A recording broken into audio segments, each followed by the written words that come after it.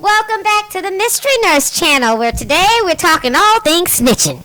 Oh, you do have a secret. Do you know somebody doing something they're not supposed to be doing? Is their manager not quite following the policy, especially when it comes to you? Well, you know what they say. You can speak up and get fired, or you can stay quiet and sometimes also get fired as well. So today we're talking all things snitching or whistleblowing. Which one is different from the other? Today we're gonna find out.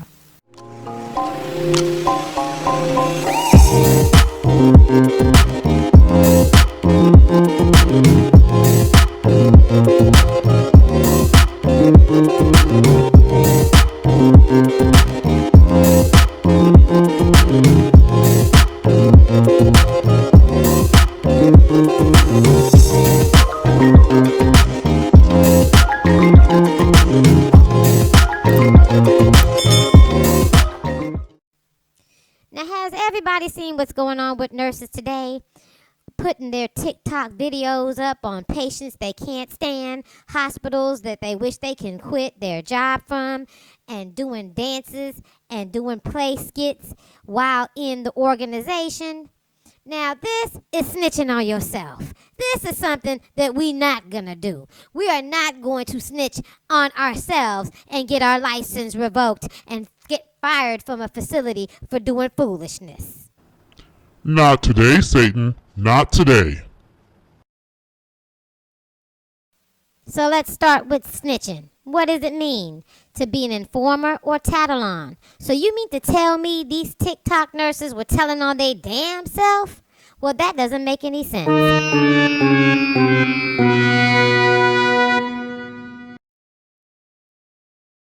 Whistleblowing, on the other hand, a person who informs on a person or organization that is doing some type of illegal activity, that's a different story. That is the part that we need to address as well. So, we've got snitching in the workplace. This is an example. You, walking down the hall, you see that Sally Mae over there has some pills in her hand. You see her drop them on the floor and put them in her pocket. You then see her go into a patient's room. You see her come out with no pills in her hand. You say to yourself, she must have given the pills to that patient. You go and tell the nurse manager that she gave pills that dropped on the floor from the pharmacy department to a patient in room 228. They do a thorough investigation. They get the patient involved. They go look at the Pyxis machine. They do everything they can, and they can't find proof of that. Well, it turns out that Sally Mae, she did have pills in her hand. They were the M&Ms she came back from lunch with, and some of them fell out of her pocket, and she picked them up, and when she went to the patient's room, she put it in the trash can. There you go. Snitching. You didn't have the facts. So number one, within the organization as a nurse, I would suggest that before you go tell on another nurse about what she's doing, you got your facts correct. You need to ask, you need to search, you need to make sure you're 100% correct, because now what you've done is you've told something on somebody else and it was incorrect. Now everybody's waiting so they can tell something on you, and you better believe you're a nurse, you're going to make a mistake. One day or another day, it's coming.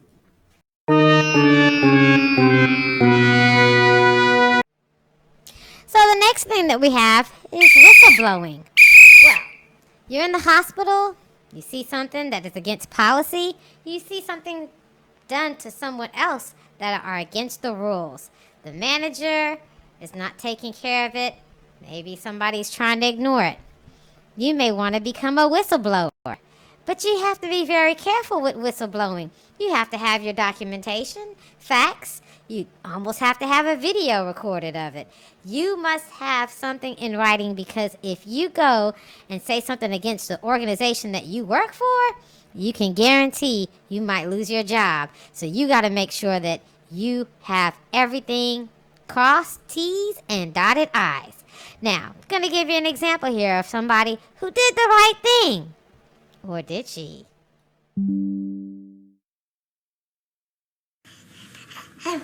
Helene Donnelly is still a nurse, but on maternity leave at the moment.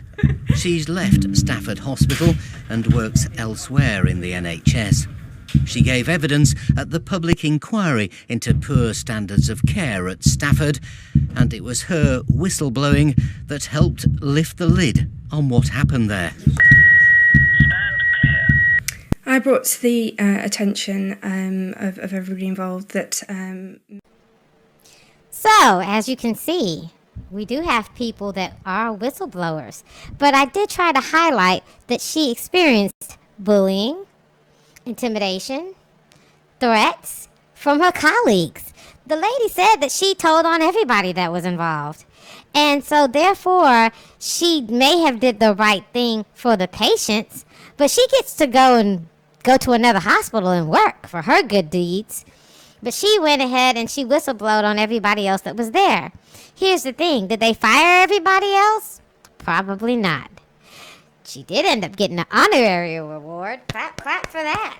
Honorary, because you're just so honest. Well, the hospital, they may have paid the fine.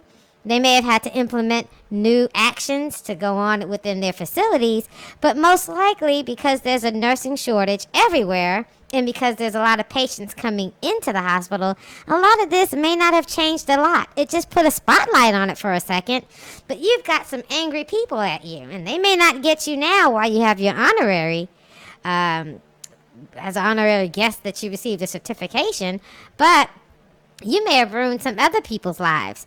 So she brought it out. If you're going to be a whistleblower, you do need to make sure that you've done everything that you could before you get to that step. Documentation, phone calls, emails. Make sure that you have shown all the ways that you have tried to make a difference before you tell on the organization. Because I will tell you this, and this is a true story.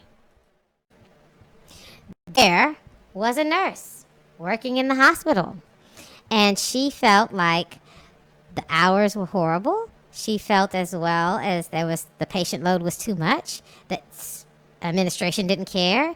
She felt like other nurses didn't even care.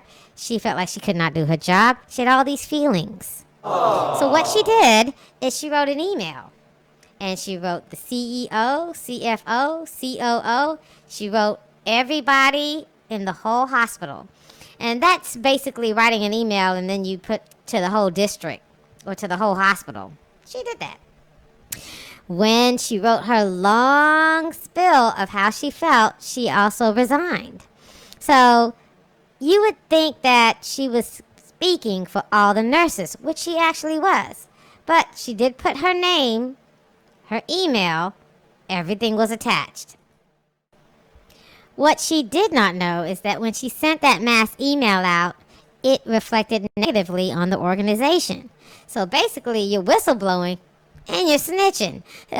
You're doing both at the same time because these things weren't kept internally. It went out to the public.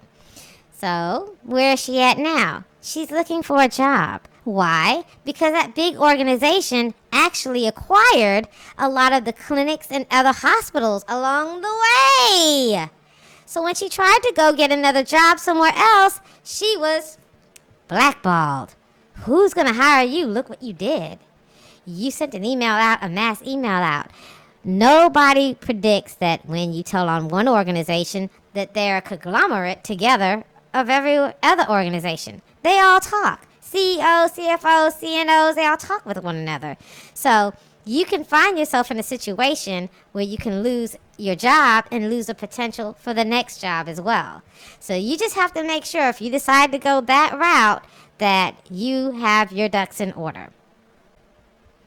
In the end, it boils down to how each individual nurse is on the inside and your morals and your ethics. But there's definitely 3 things that you should not do and 3 things that you should do if you think you want to be the person that snitches or you're involved in some type of snitching activity or whistleblower activity.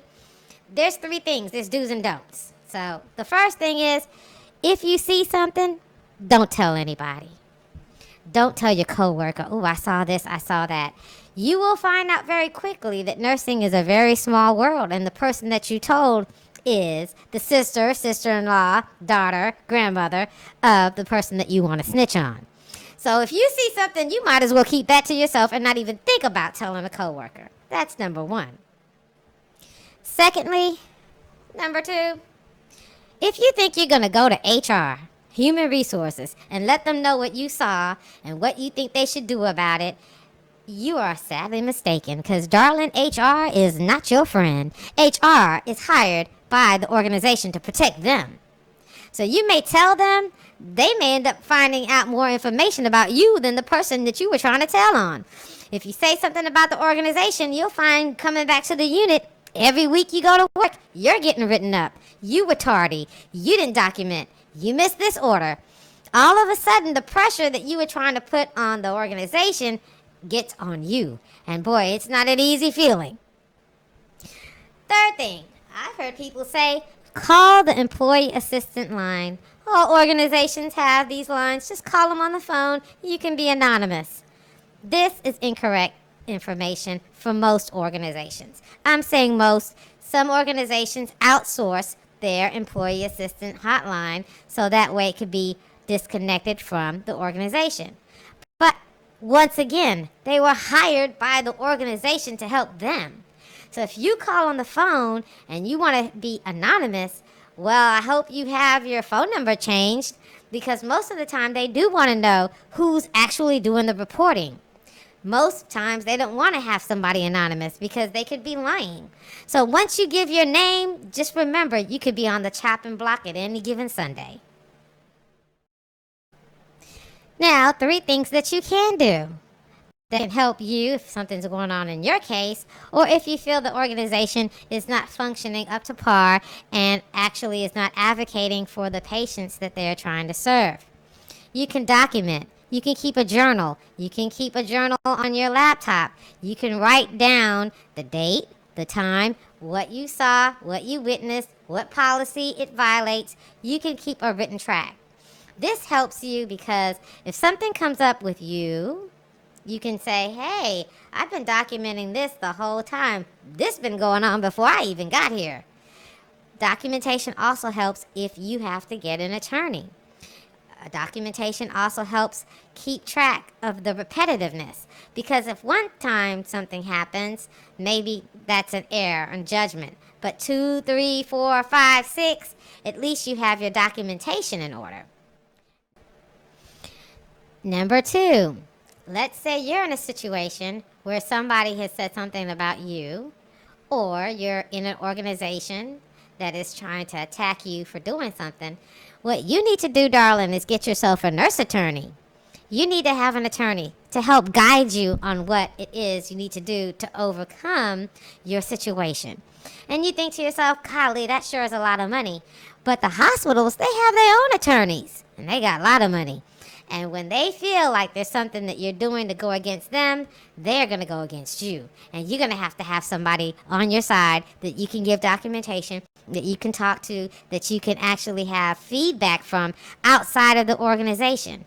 Don't let your license get revoked, or don't get fired on something that you were trying to be honest about. You need an attorney. If you feel that strongly, you need to find one. And they better be good enough to handle all the attorneys that they have at the organization. Hospital, home health agency, dialysis center, college, university. You better have an attorney. Lastly, and I mean last, this is important. This is a good one. Try to remain anonymous. Try your best to remain anonymous. Every one of the nurses has a nursing license. That means that no matter who you are, we all have the same license with the same expectations. Don't put your name on anything you're not 100% sure you can back up. What does that mean? It means that story I told you about the email that one of the nurses sent out to the whole hospital. That means that her name is forever plastered as somebody that can't be trusted, somebody that other organizations may not want to hire, and she may not be like the lady that got at Stafford Hospital and gets an honorary certification. She may not be that person. She may be the person that nobody wants to hire at all.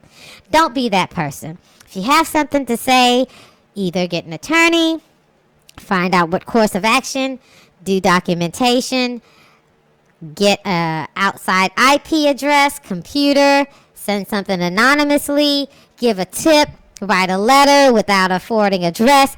Do what you can to keep your name out of the streets, because your license is for everyone to see, and your name should not be attached to something that could be revoked and ruin your career. Don't do it.